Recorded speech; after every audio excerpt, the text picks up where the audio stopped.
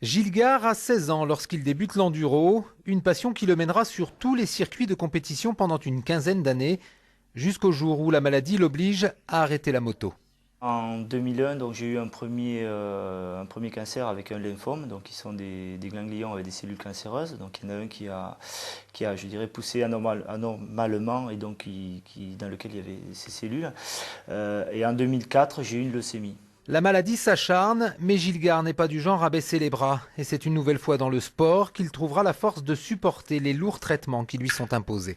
Lorsque j'étais en chambre stérile, donc enfermé pendant un mois pratiquement à raison de plusieurs séances dans l'année, j'ai fait appel donc au corps médical pour me mettre à disposition un vélo de kinésithérapie parce que je me voyais mal rester enfermé sans activité physique. Et c'est aussi quelque chose qui m'a apporté énormément de bien. Aujourd'hui guéri, Gilles Gard a repris le guidon de sa moto. Depuis 2 ans, il s'entraîne pour participer au Paris-Dakar.